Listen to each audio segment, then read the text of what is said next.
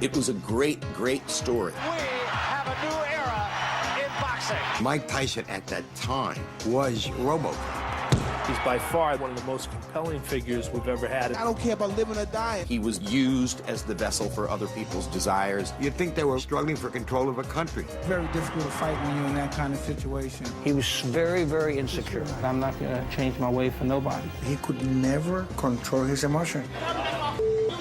People don't realize what goes on in a fighter's mind. He should have went down as the greatest heavyweight ever.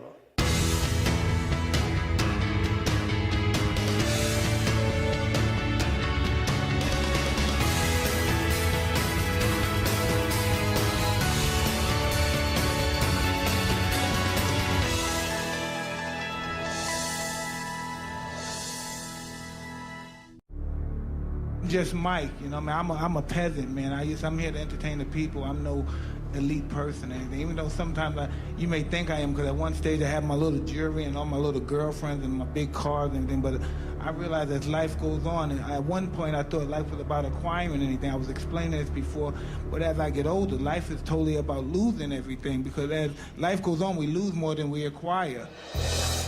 The puzzle of who is and what is Mike Tyson, you know, to me, I could tell you what the Sphinx is all about a lot faster than I could tell you what Mike Tyson's all about. Mike Tyson was once the richest, best-known athlete in the world, yet he remains the hardest to understand. There's a lot of mythology that surrounds Mike Tyson. He was always a guy that physically and technically, when he was going good, was awesome. But he was also a guy that was always very hollow. Well, there were several conflicts in Mike's life. Most of them from outside, which he couldn't deal with well. This guy was gold. He was gold. And then his whole career just started to slide down. If you come from where he was when he was 8, 11, 14, how could you expect that person to have become so self-possessed as to control his life? Mike Tyson grew up in Brownsville, Brooklyn, one of the toughest neighborhoods in New York. After being sent upstate to a reform school at age 13, he was brought to Cus D'Amato, a legendary boxing trainer. And I could see by the difficulty you had before, you weren't accustomed to using your legs properly. It was like it must have been at Sutter's Mill in California when some guy saw this glinting stuff in the stream, and he said, you know, that could be gold. Mike began to learn everything about boxing, and everything that Cus knew, Mike wanted to know. This way, touch him here. That's what you're aiming at here. There was no more ardent student of boxing history and boxers that I knew of than Mike Tyson. He went professional at just 18 and won his first 19 fights by knockout. Before Mike had a shot at the title, Cus D'Amato passed away. But 1 year later, on November 22nd, 1986, Mike fulfilled his dream, knocking out Trevor Berbick to become the youngest heavyweight champion in the history of boxing. He had the world on a string, had all the money he needed, even though he still slept on my couch. Beautiful women, dating all the time. And then there was Robin Gibbons. Mike Tyson had seen Robin Gibbons on television. He was very taken by her beauty. Gibbons was everything Mike was not: educated, sophisticated, a budding young actress. But Robin was part of a package deal. Anybody who was around knows Tyson was married as much to his mother-in-law as he was to his wife. Before the honeymoon was over, Mike and Robin's marriage was on the ropes. They wanted to control Michael.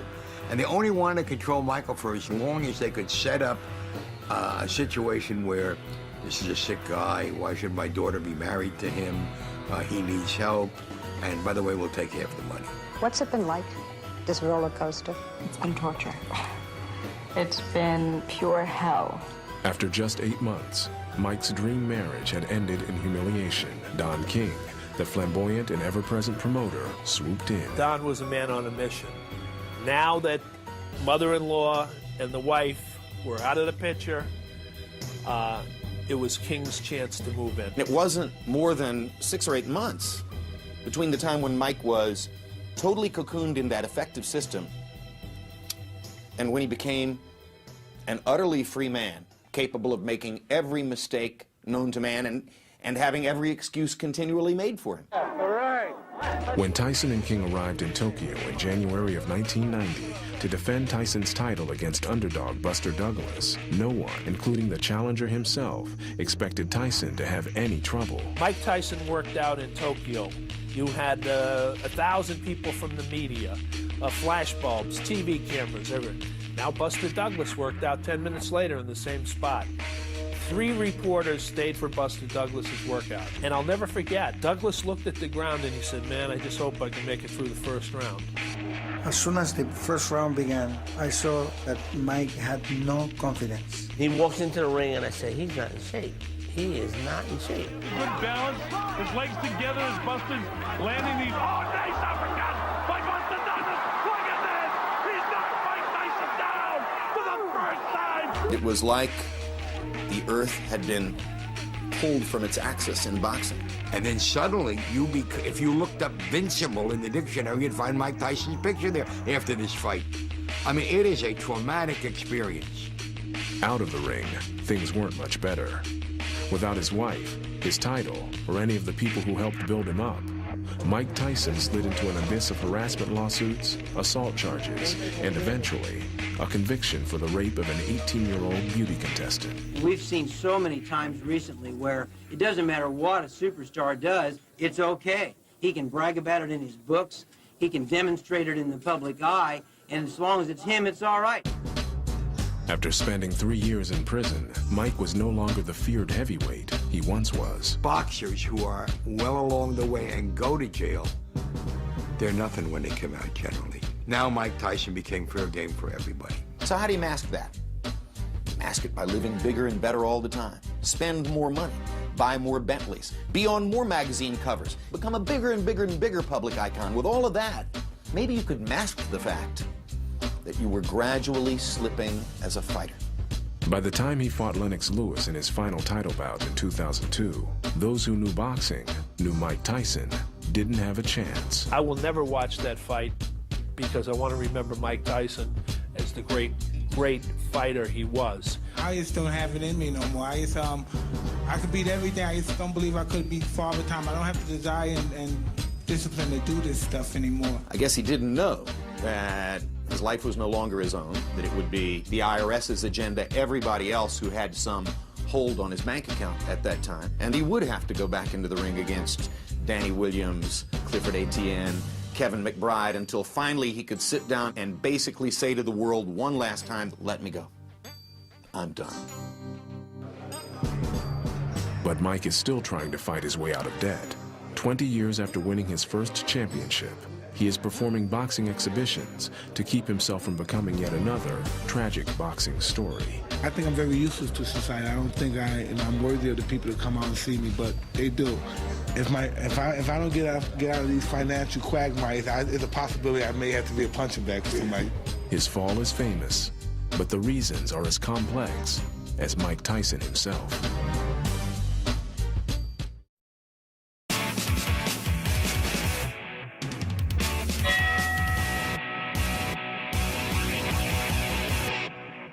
Nobody's gifted. If you was gifted, wow, man, you'd be somebody very special. You'd be a rare person.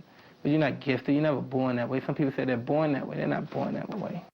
Mike Tyson overcame incredible odds just to step inside a boxing ring. By the time he was 12, he was involved with street gangs. Chances were, if he ever made it out of Brownsville, Brooklyn, it would be in a prison van or a hearse. After more than a dozen arrests, Mike was sent upstate to the Tryon School for Boys.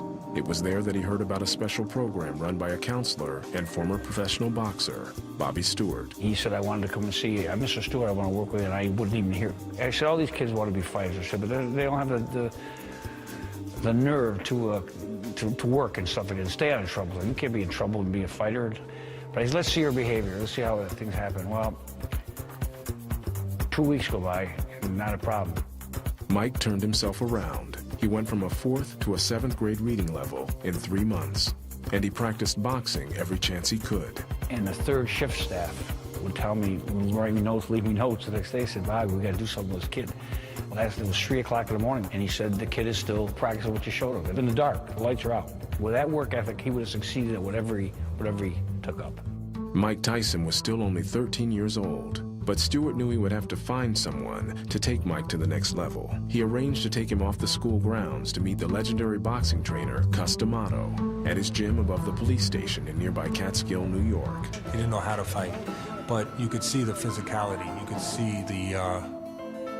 see the clay that could be worked with. Only Cus D'Amato had the vision of what Mike could be. There wasn't one trainer, not one professional boxer, who saw Mike in the amateurs and said, wow, that guy's going to be the next great heavyweight champion. No one, except Cus. Now, I knew there were a lot of occasions when Cus D'Amato was full of crap. But when he would talk about something like this, he meant it. The only question was he right? And boy, was he right. When Mike was released from Tryon just after his 14th birthday, D'Amato arranged to have Mike live with him and several other boxers in a large house he shared with his companion, Camille Ewald. I brought him down to Cus's house, and the first time he saw the house, he said, what am I going to do here? This is where you stay. He says, what am I going to do, take the garbage out? I said, probably. I said, there's things you're going to have chores to do, just like the other kids do. And he looked, he couldn't believe it at first. He gave us a hug again and stuff, and he said, just remember, it's up to you, nobody else. Work, and I always had to be the tough guy, you know, or try to be. And that's where it started. I was living there, and he wouldn't say nothing. Mike would just watch all the old fights, watch them all, then talk to Cus, or Cus would talk to him. Over the next 4 years, Mike was in the gym, training every day, absorbing everything that Cus and his crew would teach him. He proved to be an apt pupil. He had physical ability, but he had to be taught how to use it. I was there with him every day. He depended on me to teach him technique. He was killing the sparring partners, and I couldn't believe the ferocity of this guy. Mike comes out, boom, boom, boom, throws a combination, boom, boom, boom, boom. The guy goes like this. He puts up his hands. So, nope. And he climbs right out of the ring, and walked right out that door. Didn't even look to get paid. He walked right out. After blasting through the amateur ranks, Mike turned pro at 18. Cus brought in his friends, Jim Jacobs and Bill Caton, to be Mike's managers. To better the odds of Mike's ascension, they lined up a steady stream of carefully selected opponents. His first pro fight against Hector Mercedes lasted less than 1 round. It made for a spectacular highlight reel. It was like a cartoon. I mean, guys were flipping through the air and flying onto their backs. And, you know, it was just amazing to watch. By the time Cus D'Amato died in 1985, Tyson was well on his way to the title. He spent the next few years sweeping up all 3 Boxing Association titles, fighting all comers until only one challenger remained. Michael Spinks, 10 years older than Tyson, also undefeated. Their fight would be the richest in boxing history. Mike's aura of menace suffused Boardwalk Hall in Atlantic City. There was a delay before the fight because Spinks didn't want to come out of his dressing room. Butch Lewis, who's Spinks' manager, went, as you would go into in every championship fight, the dressing room of your opponent, to watch their hands being wrapped.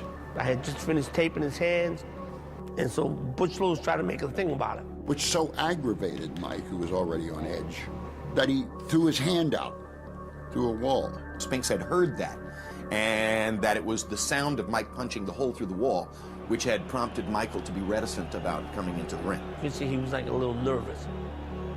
And then what happened. I mean, he just destroyed him. Here comes Mike Spinks in. He leaves with the right hand. Down he goes. I don't think you'll get up from this. Mike Spinks is laying flat on his back. The count is up to 5, and 6, and 7, and 8. He won't be able to do it. It's all over. The Michael Spinks fight was devastating. He had taken out an undefeated, 90 seconds? Mike had beaten the odds and fulfilled Cus D'Amato's prophecy. He was an incredible 35-0, the undefeated, undisputed heavyweight champion of the world. But in boxing, that's a difficult place to stay. Now Mike was surrounded by money and celebrity, formidable opponents for a 21-year-old kid who 8 years earlier didn't even have a dream to his name. There's a famous quote in boxing history, I think it was Jack Dempsey, that it's hard to get up at 5 a.m. and go out and run through the snow when you're wearing silk underwear. That's what happened to Mike Tyson. January 1990. Mike Tyson and Don King, his new manager and promoter, arrived in Tokyo, Japan to fight Buster Douglas. Few considered Douglas a worthy opponent for Tyson. I have to be in the best shape that I have ever been in to be able to do all the things that it will take to defeat Mike. One of the boxing writers, Ed Scholar from the AP, was going through customs in Japan, and the Japanese official said, "How long will you be in Tokyo, sir?" And he said, "I don't know, a round or two." I never look at anybody fight. Because I'm confident no one can beat me, and I don't have to watch them fight. They thought that Buster Douglas was, you know, just a clown, a tomato can. But he was about 6'4". He was athletic. He could move. He could jab. And in the first minute of the fight, suddenly it was apparent, uh-oh, there's a style problem here. My girlfriend said, starts rooting for Douglas. I said, wait a minute, no. Don't root for Douglas. I want Mike to win this fight.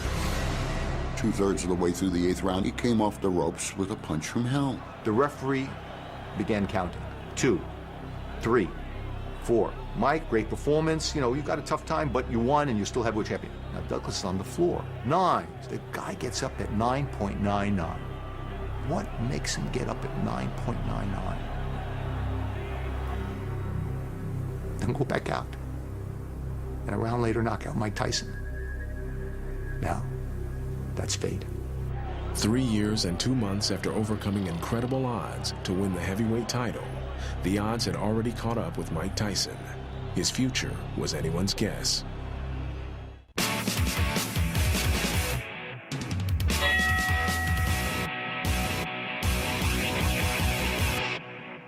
I love boxing too, and I like doing it for myself. But you know, I feel so bad, you know, like if anything go wrong, when I look sloppy, so many people that, you know, help me and everything to get me up here, and I just don't want to let them down. Mike Tyson faced the streets of New York without a father to guide or protect him. Mike has spent the rest of his life going from mentor to mentor, trying to fulfill that role. Before Mike met Cuss, it's really tough to say if there was anyone in Mike's life that gave him that consideration, that care, that loving, that great deal of effort to say, I want to make you better. What made it so beautiful at that point was Tyson was an incredible pupil. So what Cuss taught him, which was legitimate, stayed with him. Cus D'Amato wrapped Mike in a cocoon of stability and structure and gave him the strong paternal influence his life had lacked. Inside the D'Amato system, Tyson thrived. As a teenage boy, he matriculates in a situation where everything is about supporting him, focusing him on the one thing that Cus D'Amato and his surrogates know that Mike can do, which is to fight. We would come to the gym every day. Cus only gave off Christmas Day. If you're around Cus D'Amato, if you don't learn anything, well, then you're an idiot. And Tyson learned. You know, Cus turned him around. Mike, it's like catching a ball. The guy throws a hard ball at you, and you catch in your hands. You go like this here, you break the force of the blow, right? Same with that. The punches come from here. You're moving with it. Even if he hits you, you're moving with it. The Mike Tyson of 1984 was a billion miles away from the Mike Tyson who met Cus D'Amato in 1980. That was 5 years of Cus D'Amato tutelage. That person was a young, terrific young kid. Mike was also developing into a terrific boxer. Cus kept him on a rigorous fighting schedule, facing opponents every few weeks.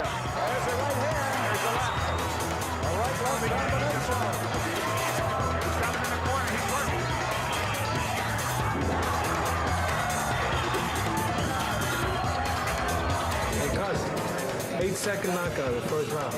8-second knockout. Yeah.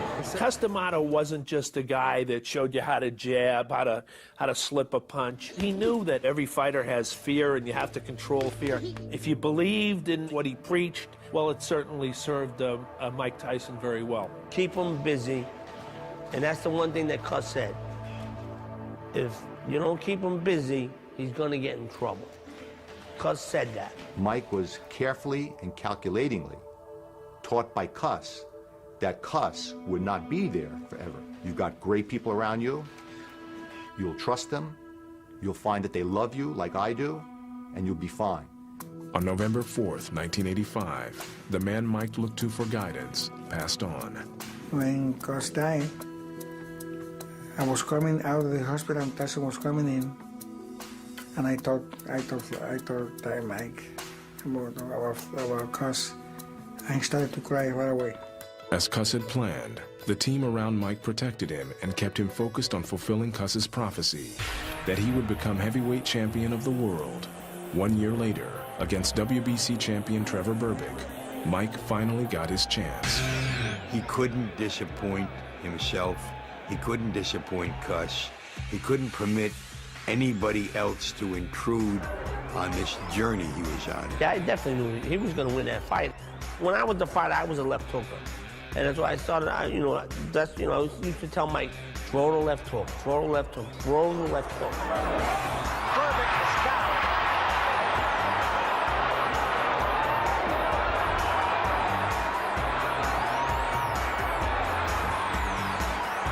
And when he hit Berbick with that shot and knocked him down 3 times, I was like, whoa, if you could even see me coming, and I was like, wow, I was smiling and everything. Because that was, to me, that was awesome. I mean, boom. Really, that fight was for Cus. Because, he won the title. I like to dedicate my fight to my great guardian, Cus D'Amato. And I'm sure he's up there and he's looking and he's talking to all the great fighters and saying his boy did it. And smiling. Everybody came in, everybody was surrounding him, including Don King. If you ever watch any fights, any heavyweight fights, that Don King is the promoter, he always puts his face with the winner. Don King, the renowned boxing promoter, was aware that Cus's death left a void in Mike's life. After biding his time, he made his move. Don King had the habit of talking to fighters, and I thought that he went to Tyson. Tyson was waiting for someone like Don King. If he went out and played in the street, and everybody knows there's a tank coming a block and a half away, all these people would come running and say, get up, get out of the street, you're gonna get killed, you're gonna get killed. Don King would say, you do what you want to do, it's okay, you've earned your own freedom, do what. Then King shoots down a side street, runs, stops the tank. He never told Mike Tyson no. King would, slip him 10,000, 20,000, and then he'll bill him. Don had Mike, and that was the end of our relationship with Mike Tyson. Oh, man, hallelujah. Oh, free at last, thank God Almighty, he's free at last. King's words couldn't be more ironic. With Tyson all to himself, King employed his own methods of fathering, a sharp contrast to the regimented guidance Cus and his team had provided. Somewhere he lost the focus on boxing. Instead of running 8 miles, he ran 2. Instead of sparring, 8 rounds, he might spar 3. His life now was at least equally about the things he was doing outside the gym, as opposed to the monastic lifestyle which had brought him to that point. I don't know if it was having too much money, having too many Lamborghinis, having too many women. It was a case of having too much of everything. The effect of the distractions in Mike's life became evident in Tokyo, where Tyson would defend his title against Buster Douglas. He had to take off like 20 pounds 2 weeks before the fight. I said to myself, he'd been out there doing the party thing, so he got his butt whooped. The world had changed. Mike Tyson was not, sitting atop his throne anymore. His whole life was in disarray. What Mike needed now was a strong father figure to help turn things around. Unfortunately, what he had was Don King. King was more like an uncle to him, an indulgent uncle with his favorite nephew. Mike's life devolved into a sordid, angry world of lawsuits, assault charges, and eventually, in 1992, his conviction for the rape of a beauty pageant contestant. Everything he does is not on the sports page anymore. It's on the front page. Hopes that 3 years of jail might encourage Mike to turn over a new leaf lasted as long as it took Mike to step out of jail and into Don King's limousine. King made millions on Mike's comeback, making sure his route to the title was the path of least resistance. Now let it be known he didn't look like the Mike Tyson of old, but some of his opponents were human bowling pins.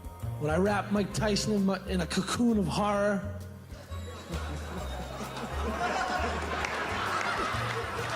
despite the lackluster competition, Don King was making Mike Tyson the richest boxer in history. On paper, Don believes in one color, and it's called green. And whatever he can make off Mike, he does. Don King was trying to protect the best interests of Don King in his relationship with Mike Tyson. Disagreements over money finally caused Mike Tyson and Don King to part ways, with Tyson suing King for $100 million, despite having earned more than $300 million over the course of his career. In 2003, Mike Tyson filed for bankruptcy. It all goes back to King. King controls the promotion, controls the money. He always shortchanged the fighter. What Don had did to him financially really was a horrible financial pitfall for Mike. So he's in that hole, and he's going to stay in that hole. With the loss of D'Amato and now King, Mike Tyson once again found himself as fatherless and alone as he had been as a child.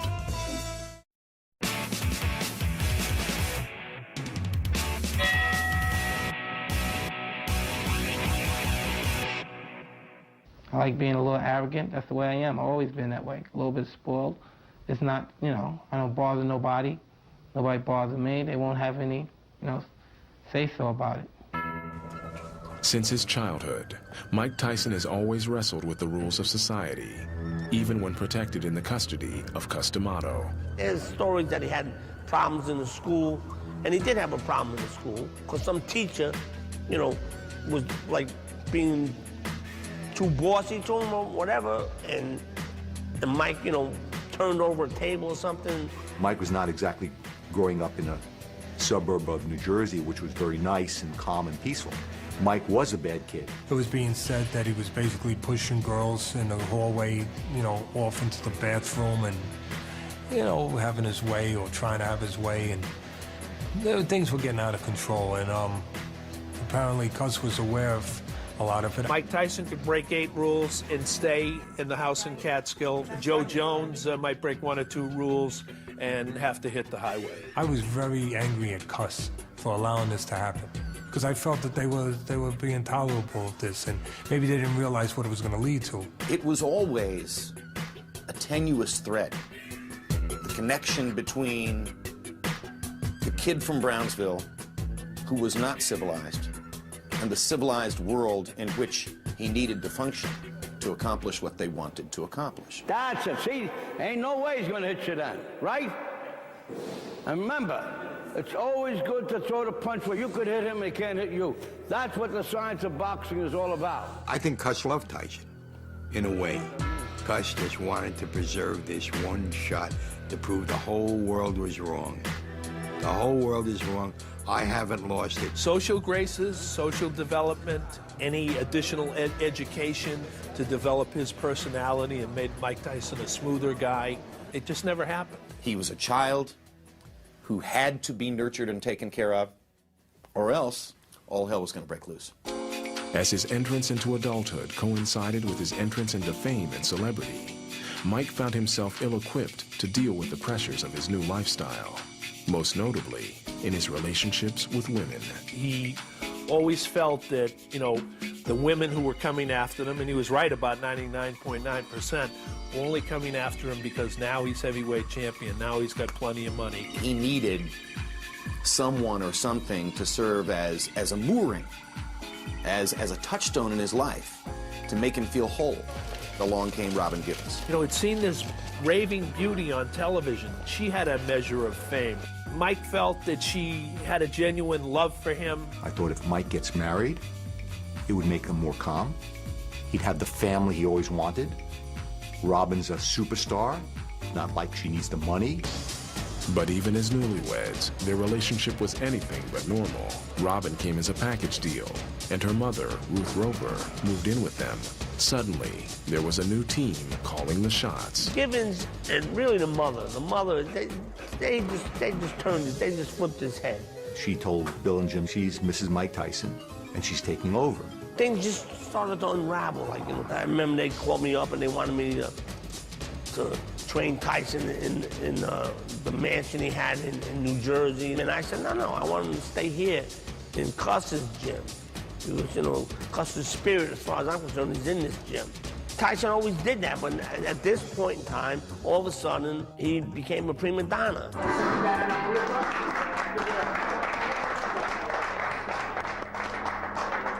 I want to see him in Atlantic City. We're talking about different things that Cuss did, how crazy he acted, and this and that. And then suddenly he turns to me and he says, "It used to be fun then. Now all it is about the money, the money, the money. Used to be fun. There's nobody in the world I can talk to." And then he leans forward and puts his head on my chest and he starts to cry. But I don't mean sob. He starts to cry. Now, you got to remember, he's just gotten married. He's got a mother-in-law who is omnipresent. The women now are ready to make a big move. The maneuvering intensified, and the consequences were explosive. Mike began to show the rage that until now had been reserved for the boxing ring. Mike. Everything hits the fan during the Barbara Walters show. In an exclusive primetime interview with Barbara Walters, Robin dropped a bomb that would send shockwaves across the country. Michael is a manic depressive. He is. I mean, that's just a fact. Why do you think this is that nobody saw it before?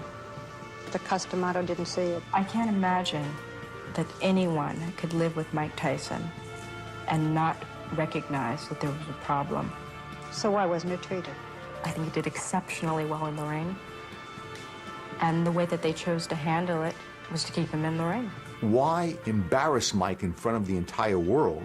The easiest thing in the world to realize is that if Mike himself says on TV he's ill mentally, this sets the stage for Robin to do whatever she wants to do, to end the marriage and go on her own way.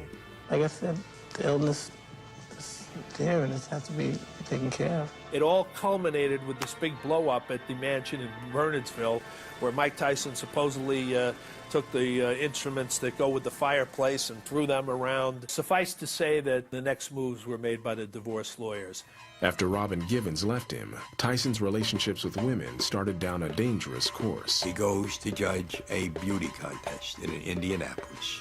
Mike was invited to the 1991 Indiana Black Expo, joining Jesse Jackson and other honored guests at a cultural celebration of African American achievement. The centerpiece of the event was the annual Miss Black America pageant. By the time he gets to Indianapolis, Mike is on his own. There's nobody there to help him. But Mike does what Mike does. And Mike is attracted by women. And they, in turn, ex-heavyweight champion at this time, are attracted by him. Mike stayed only 2 days, but in his wake, he left a trail of accusations that would change his life for years to come. 2 contestants would file harassment lawsuits, one for $100 million. The organizer of the event sued him for $21 million, claiming he had groped 10 different contestants, and one contestant, 18-year-old Desiree Washington, and accused Mike Tyson of rape. I love women. You know what I mean? My mother's a woman. I respect them as well. And of course, you know what I mean? Every time I trust one and get involved with one in a certain way like this, something happens. So I'm confused. I'm just lost from the whole issue that happened today. Fair play is really all we want, a level playing field. The trial began a public debate on Mike Tyson, especially when Mike's defense lawyers invoked his troubles with women as his defense, portraying him as an aggressive womanizer so notorious that Washington had to have known what she was getting into. The legal decision to put Mike on the stand was absolutely crazy to do, to say that he does this to all the women he sees. It's something that never should have transpired. I don't know what happened in that hotel room in Indianapolis. Only Mike Tyson and the woman that was involved, they're the only 2 people on the planet that know what really happened that night. The Indiana jury, however, was convinced that Tyson was guilty of rape.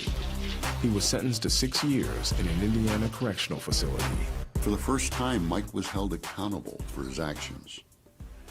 Up to this point, nobody had ever held him accountable. Tyson earned an early release for good behavior, but he returned to a world where he was no longer welcomed as a hero. Now Mike would be walking down the street after these instances, and instead of hearing people say, "Wow, there goes Mike Tyson. The great, he's so fantastic," he says, now he hears negative things. In any situation where Mike was under pressure, there was no stability anymore. There was no deep inner belief that he had to control himself. Finally, Mike began acting out in the one world where he had always respected the rules, the sport of boxing. And you think I give a damn about you and then y'all? I don't care about living or dying. I'm a dysfunctional motherfucker. That's the white women, I'm gonna kill you. And he's kind of big. He makes me nervous without his gloves and his shorts on. So if you ever try to intimidate me again, I'm gonna implant a bullet in his motherfucking skull. And I'm just tired of it. I really don't even want to fight no more. I'm just tired of all this feeling. Because I'm in pain. I want them to see pain. I want their kids to see pain. Lennox Lewis, I want his kids to, oh, Daddy, are you okay, Daddy? Yeah, I don't care about them because they don't care about me and my kids. Mike, by now, has begun not to like boxing, if not hate it. And a fight between Mike Tyson and Evander Holyfield is actually made. I was in the ring the night Evander Holyfield's ear was at my feet. Tyson was winning the fight, in my opinion, and then, then Holyfield was going after him and headbutted him, so Tyson got a cut. So now they come together again, and Holyfield dips down and comes up with his head, aiming for the eye. So Tyson goes, oh yeah, he bites the ear. And Mills Lane says, you do that again, and I'm going to disqualify you. Mike couldn't take the pressure of being under that spotlight, knowing that everybody hates him, that he's disliked, coming from where he did, of being a hero and a champion. So they come together again, and Tyson, now the first time he ripped Holyfield's ear off. This time, he just nibbles on the ear. Holyfield turns around and goes to the right. He just bit me again. He doesn't even want to be in that situation. He doesn't want to even be in the ring. He wants a way out. I really think if Mills Lane had not stopped the fight after the second bite, I think Tyson would have bitten him. Mike was fined $3 million and suspended from boxing, officially polluting the last place he had held in high esteem.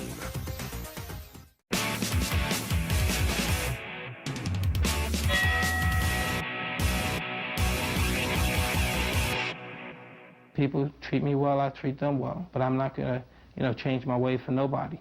That's how I am, I'm gonna stay that way. I don't care who they are. Mike Tyson's life offers plenty of explanations for his downfall. Odds so great, they were bound to catch up with him. The death or desertion of anyone he trusted to give him guidance in his life. An inability to function within the rules of society. But perhaps what brought Mike Tyson down was a conflict deep within himself. One that he could never overcome. In Brownsville, he used to hide in between vacant walls. And in some ways, he was always that kid. He was very, very insecure. So insecure, he would not look you in the face or look you in the eye and talk to you. I started becoming very versed with him, very aware of some of his shadows. Some of the wolves that bark at everybody's door. Now remember, anytime you feel tension, motion. Remember? Motion, you lose tension. So you feel tense, just shadow box. People don't realize what goes on in a young fighter's mind. A lot of doubt, a lot of fear, a lot of uncertainty. We were in Denver, Colorado at the National Junior Olympic Championships, and Tyson started putting things in perspective a little bit at that moment. I have something that's good, and I have to win this fight. If I don't win it, I won't have it anymore. And all of a sudden, he just started crying. Look, just relax, Michael, relax, just relax. Just relax. Relax. We look a lot better. Yeah, but just relax. Just relax. I'm when we first started. Yeah, well, just relax. If you have the roots that he had, a boy who literally wept prior to going in and knocking out some poor amateur opponent in 20 seconds because he was frightened of the experience, how could you expect that person to have become so self-possessed as to control his life?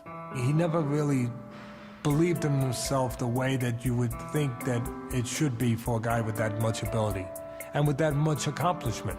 He wanted to show the world that nothing lasts, that you will eventually be abandoned. No matter how much money you make, no matter how much fame you achieve, no matter how great you're seen to be, ultimately you will be destroyed.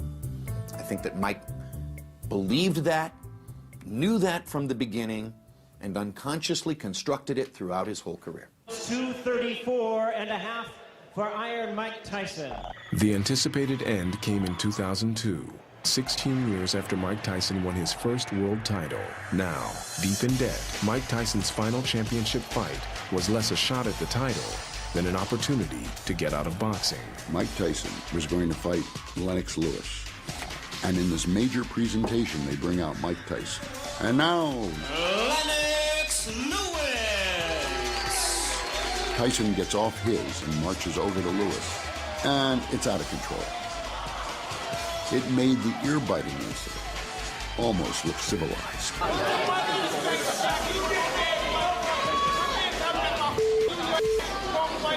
I'm saying to myself, this is beyond a freak show. I'm looking at the dark side of the moon. I don't know what I'm seeing here. That was Mike Tyson, just devolving and devolving. Doesn't matter what I say, it doesn't affect you guys, because your guys don't care about nothing but money. So every now and then I kick your and stomp on you and put some kind of pain, or inflict some kind of pain on you, because you deserve to feel the pain, somewhat of the pain that I feel. What I witnessed during that period was the last public persona of a tortured soul. Even then, at the end of his career, make no mistake about it, that was, whatever happened afterwards is a footnote. Mike Tyson, interestingly enough, was the attraction for that fight, not Lennox. The night of the Lewis fight, June 8, 2002, Lennox routinely destroyed Mike, as I had expected and told everybody would be the case. He wanted to get knocked out. He didn't want to run out of the ring because then he's a coward. He wanted to get knocked out, and he kept coming forward. He threw no punches. That was the cynical fight that all these great champions, or most of them, wind up having. Tyson knew it was going to be a beatdown, and so did Lennox Lewis. Listen to me. You're fighting for the heavyweight championship again. You understand? Not many people can do that. You understand? Now look, I'm not going to sit out there and just let you do this. You understand? You have to throw your punches. You understand? For God's sake, you have two hands. You understand? Just let your hands go. Yes, you can. No, let your hands go. And the last we saw of Mike Tyson in his real career was lying there, almost in a quasi-crucifixion scene, bloodied and out. After the fight, I stepped into the dressing room, and here was Mike sitting alone on a chair in the center of the room with a baby on his lap. And then he looked up at me, and he said, "I missed you." Now, he wasn't saying that he missed me personally. He was saying, I think, that he missed being the Mike Tyson he had been, that he missed being the Mike Tyson who was devoted to his craft, that most of all, he missed not being a fraud.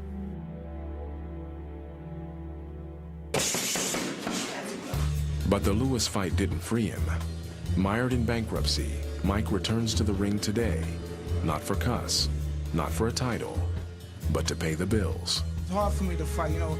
Me starting out, you have to understand, I'm from Brownsville, Brooklyn. I had nothing. You have to look, I have wealthy children. Now I'm broke, but my children are wealthy and they have a great life. It's very difficult to fight when you're in that kind of situation.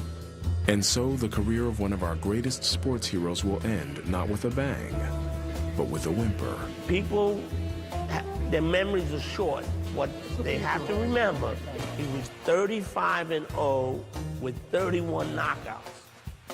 19 in the first round. Now that's awesome. Mike Tyson should have went down as the greatest heavyweight ever. Never in history has there been an athlete for whom so many excuses have been made to explain away shortcomings, to explain away defeat, as is the case for Mike. But at the end of the day, Mike's career is a graphic reflection of who he was and what he wanted. He wanted to self-destruct.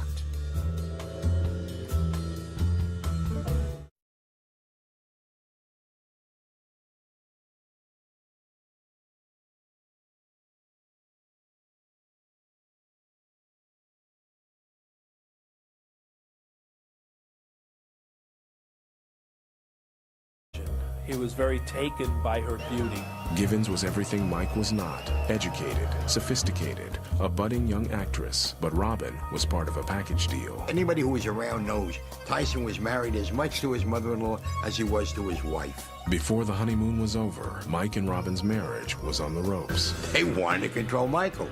And they only wanted to control Michael for as long as they could set up a situation where this is a sick guy. Why should my daughter be married to him?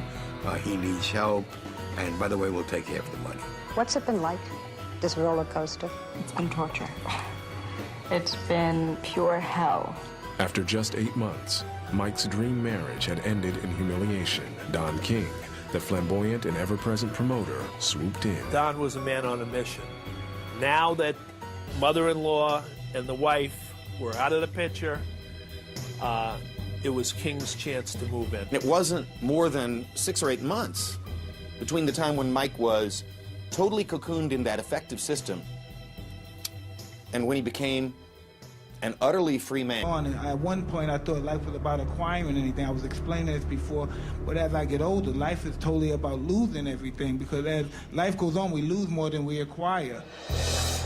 The puzzle of who is and what is Mike Tyson, you know, to me, I could tell you what the Sphinx is all about a lot faster than I could tell you what Mike Tyson's all about. Mike Tyson was once the richest, best-known athlete in the world, yet he remains the hardest to understand.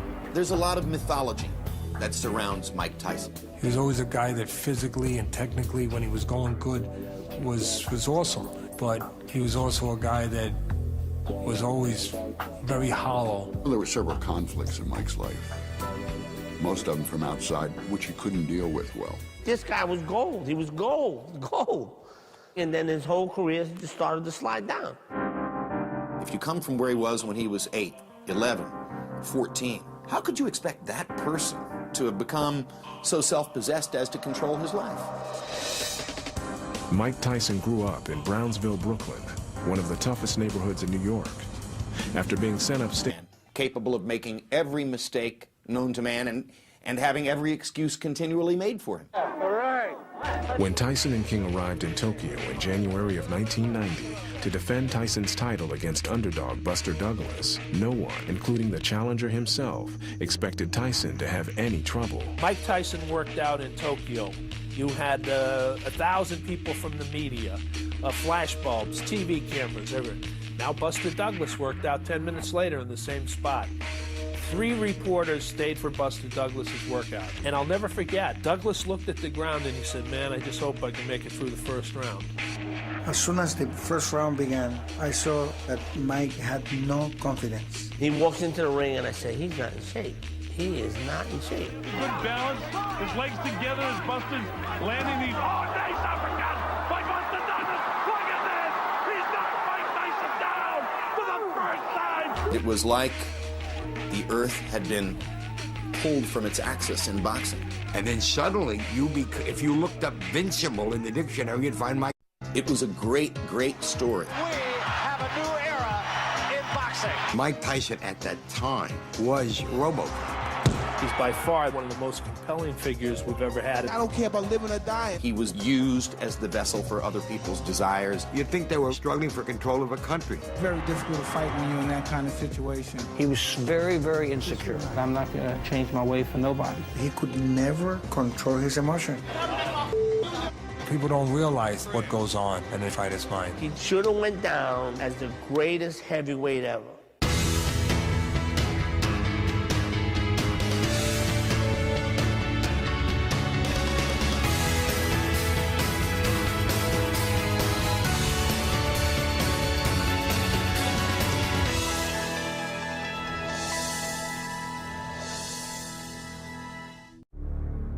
Just Mike, you know, man. I'm a peasant, man. I'm here to entertain the people. I'm no elite person or anything. Even though sometimes you may think I am, because at one stage I have my little jewelry and all my little girlfriends and my big cars and everything. But I realize as life goes on. To a reform school at age 13, he was brought to Customato, a legendary boxing trainer. And I could see by the difficulty you had before, you weren't accustomed to using your legs properly. It was like it must have been at Sutter's Mill in California when some guy saw this glinting stuff in the stream and he said, you know, that could be gold. Mike began to learn everything about boxing, and everything that Cuss knew, Mike wanted to know. This way, touch him here. That's what you're aiming at here. There was no more ardent student of boxing history and boxers that I knew of than Mike Tyson. He went professional at just 18 and won his first 19 fights by knockout. Before Mike had a shot at the title, Customato passed away. But 1 year later, on November 22nd, 1986, Mike fulfilled his dream. knocking out Trevor Berbick to become the youngest heavyweight champion in the history of boxing. He had the world on a string, had all the money he needed, even though he still slept on my couch. Beautiful women, dating all the time. And then there was Robin Gibbons. Mike Tyson had seen Robin Gibbons on television.